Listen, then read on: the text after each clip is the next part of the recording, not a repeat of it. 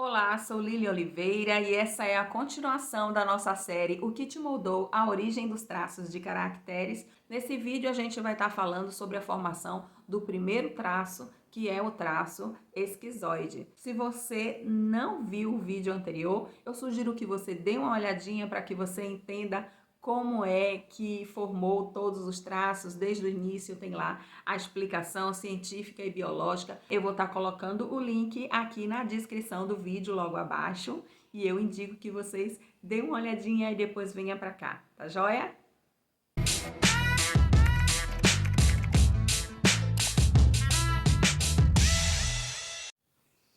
Eu vou começar aqui com essa imagem muito linda que já está muito famosa na internet. Eu amo essa imagem, é o óvulo sendo fecundado, aquele clarão que a ciência explica como o aumento repentino de cálcio, que desencadeia uma liberação de zinco que se liga às moléculas que emitem fluorescência e blá blá blá. Mas que para mim nada mais é do que a concretização da centelha divina que se inicia. É de fato um espírito de luz fazendo o caminho necessário para adentrar nesta dimensão ao qual nos encontramos até o momento de colocar as vestes necessárias para essa experiência terrena. Ninguém que passa por aqui escapa disso, não é verdade? Nem mesmo Jesus Cristo, que precisou vir através do ventre de Maria. Mas então, não vamos fugir do tema. Estamos aqui para falar da formação do primeiro traço de caractere, que é o traço esquizoide. A formação do traço esquizoide é onde tudo começa. É lá onde a bainha de mielina está ali passando pela região do cérebro e acontece ainda no ventre, enquanto somos fetos, tá? Agora, antes de continuar aqui, eu queria tratar de um assunto que eu gosto sempre de deixar bem claro. Todos nós temos todos os traços de caráter. Ninguém tem apenas um traço, ok? Então, são 5 traços no total. O esquizoide é o primeiro traço que se forma. Eu tenho 5 traços, você, todos nós temos os 5 traços. Não existe a pessoa esquizoide, a pessoa oral, a pessoa rígida.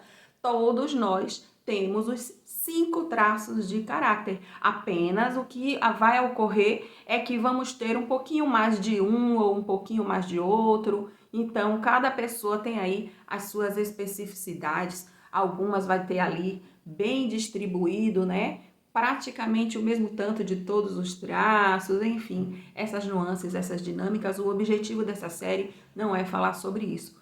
Vamos focar apenas em falar sobre cada traço, como formou e quais as características, que são as dores e os recursos, ok? Lembra daquela coluna cervical que eu mostrei para vocês lá no primeiro vídeo? Vamos voltar a essa imagem. Então, ali naquela parte azulzinha, onde tem ali a parte que eu falei para vocês, que é do esquizoide, que é quando tem ali a mielinização da região da cabeça, né, o cérebro. É por isso que o esquizoide ele leva essa energia toda ali para a região da cabeça. E isso começa ainda no ventre materno, mas já acontece. Você viu aí, a vida começa num instante que o óvulo é fecundado, ou seja, ali já existe uma vida, já existe uma consciência. Então, tudo ali está acontecendo. Aquele feto, aquele bebê, ele já está sentindo esse ambiente. Então, vamos lá para aquela coluna vertebral. Então, aquela parte azulzinha ali é a parte do esquizoide, né? É a parte da mielinização do cérebro. Então, vamos lá. Então, não é como todos falam por aí, tá? Que o bebê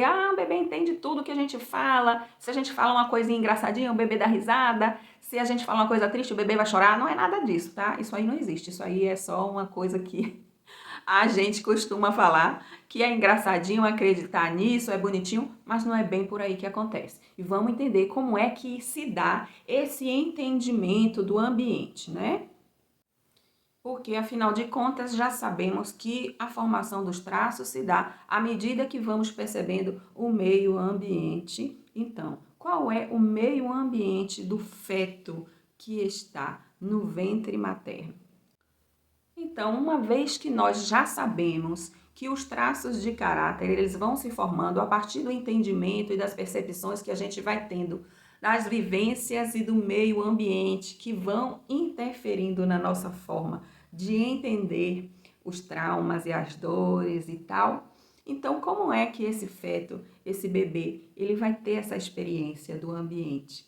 Não é verdade? Então, basicamente, o traço esquizoide vai depender da experiência de rejeição, ainda no útero ou nos primeiros meses de vida, levando à sensação de não pertencimento. Mas como assim?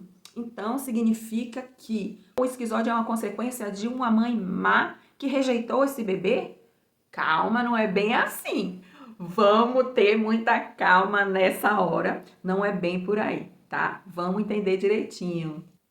É mais ou menos isso. Essa rejeição, ela acontece muitas vezes de maneira involuntária, ou seja, sem que a gente se dê o conhecimento ou sem que a gente perceba que está acontecendo. Na verdade, essa rejeição ela vai acontecer mais por química do corpo que acaba aí levando para o bebê essa sensação. Quando estamos falando de traços de caráter, estamos falando de personalidades que foram moldadas a partir de vivências do ambiente, ou seja, o externo interferindo no interno. Aquilo que falamos lá no início, no primeiro vídeo. Então, é bem assim. Existe a comunicação entre o visível e o invisível. Eu amo a ideia de que o mundo é muito além do que os nossos sentidos conseguem perceber. Tá, mas assim, afinal de contas, de que vivência nós estamos falando? Que vivência um feto, um bebê no útero materno tem para que ele possa formar essa personalidade? Para o feto, o mundo dele é o útero. Então, a vivência dele, o ambiente dele é aquele apertadinho ali no útero, com o líquido amniótico, com a placenta, é tudo que ele consegue perceber com os sentidos dele, não é verdade?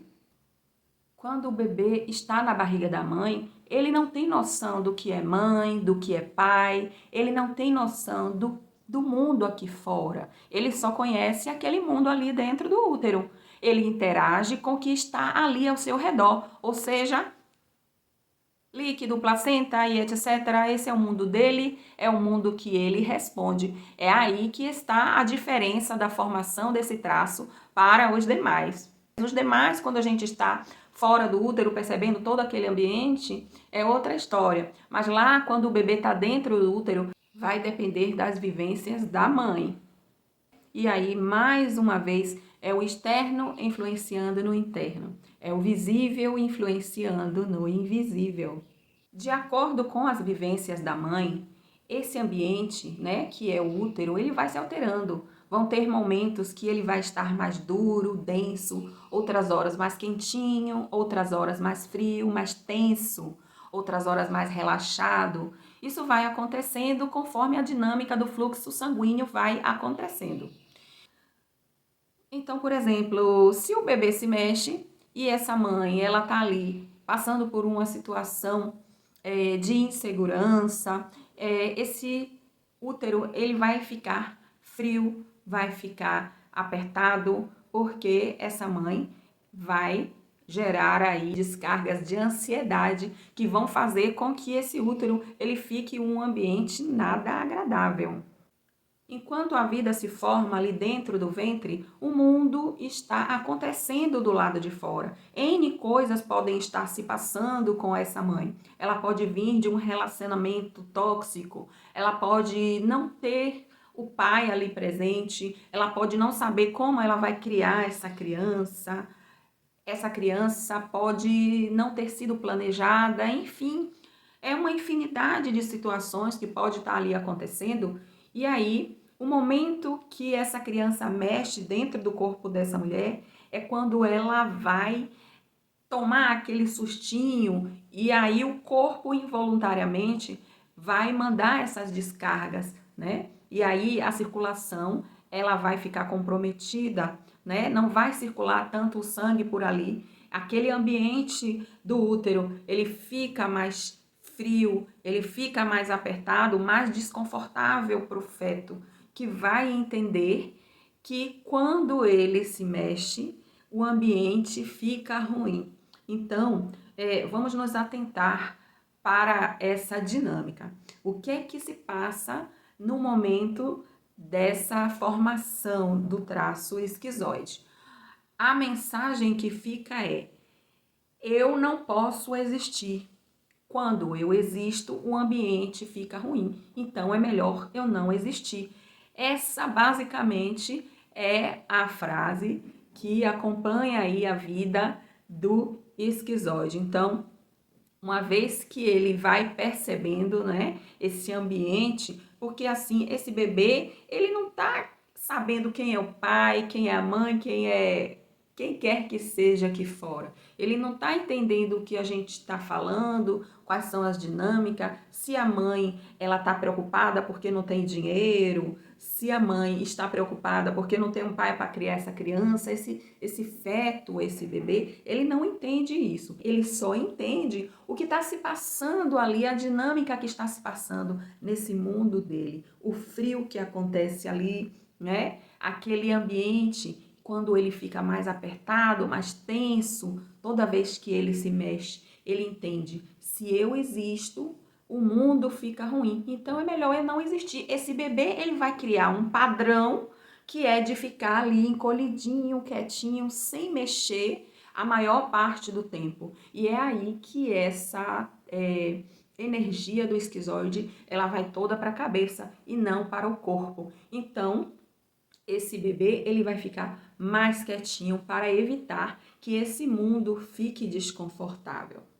Ninguém passa ileso, né? De algum momento, esse útero, ele se contrair, ele passar por alguma situação, porque aqui fora as mamães estão passando por problemas diversos, ainda que não sejam diretamente relacionados à gestação, mas no dia a dia são problemas pessoais, são problemas no trabalho, na família, em todo lugar, que vão acabar levando aí sensações confortáveis ou desconfortáveis para essa gestação, que vai dar aí para esse feto esse entendimento, ou seja, é a forma com que esse feto vai administrando aí essa dinâmica interna que vai definir esse traço.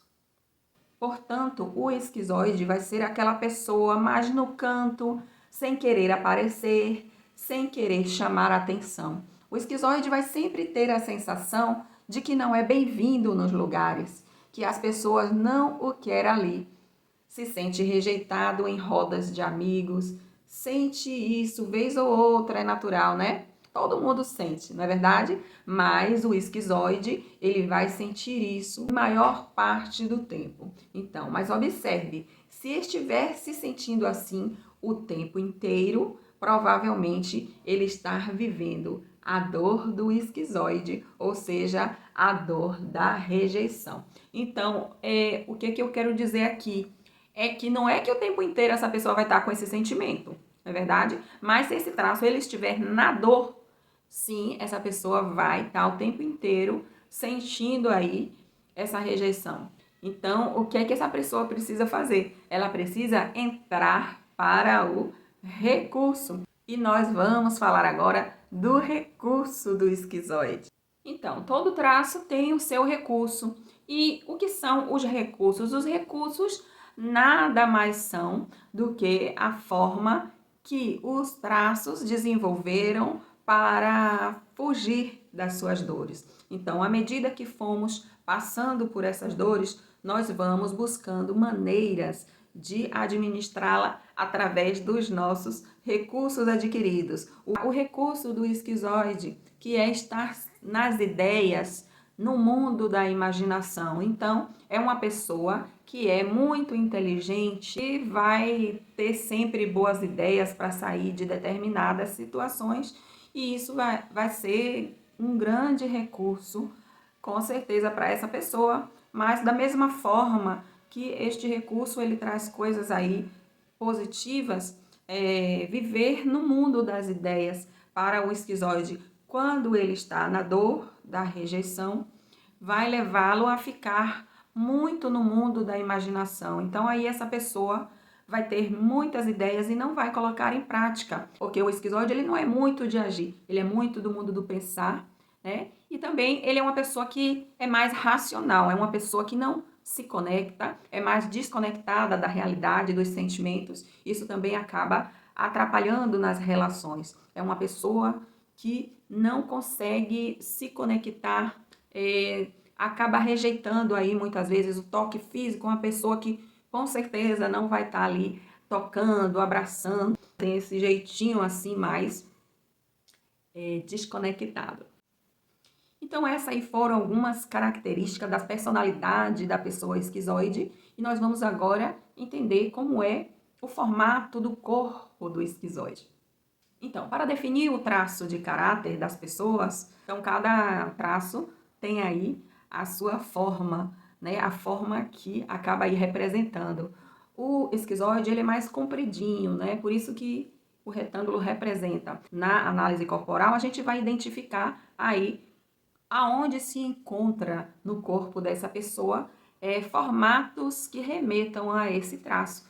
O esquizoide vai ser aquela pessoa mais franzina, aquela pessoa com ossos aparentes, bem magrelinho, geralmente tem a cabeça desproporcional ao corpo, é aquela cabeça mais alongada, vai ter aí ossos aparentes, aqueles, as quinas aparentes, né, onde tem joelho, cotovelo, essas partes vão estar mais, esses ossinhos aqui, do que a gente chama, né, da clavícula que a gente fala da saboneteira, vai estar mais aparente. Então, essa pessoa, ela não passa energia no corpo.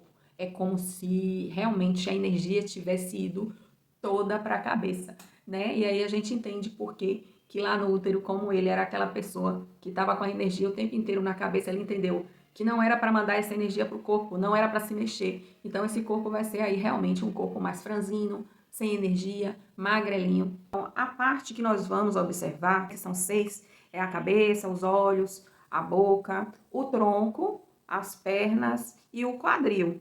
Então, o esquizoide, a gente vai perceber realmente aí essas características todas que eu falei do corpo e da cabeça.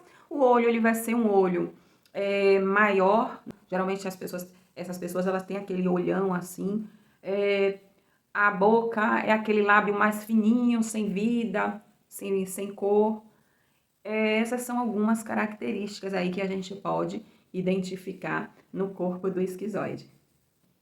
Então, essas características que a gente está falando aqui é se uma pessoa fosse 100% esquizoide, o que não existe, tá? Mas a gente precisa entender que quanto mais esquizoide essa pessoa for, ela vai ter um maior percentual dessas características. Então, aí, essas imagens que eu vou colocando aqui são imagens de pessoas que têm um percentual alto de esquizoidia.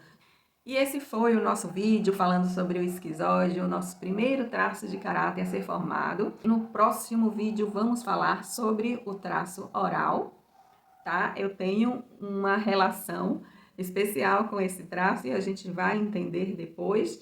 Eu peço para que, se você gostou desse conteúdo, dá um joinha, compartilha, se inscreve no canal, ativa o sininho de preferência para que você possa ficar sempre ligadinho aqui nos próximos vídeos, nos próximos episódios dessa série e também nos vídeos que a gente vai estar sempre falando aqui em assuntos relacionados a autoconhecimento, terapia, desenvolvimento humano, expansão de consciência. Se você tem interesse nesses assuntos, então é isso. Até o próximo vídeo e obrigada por ter me acompanhado até aqui.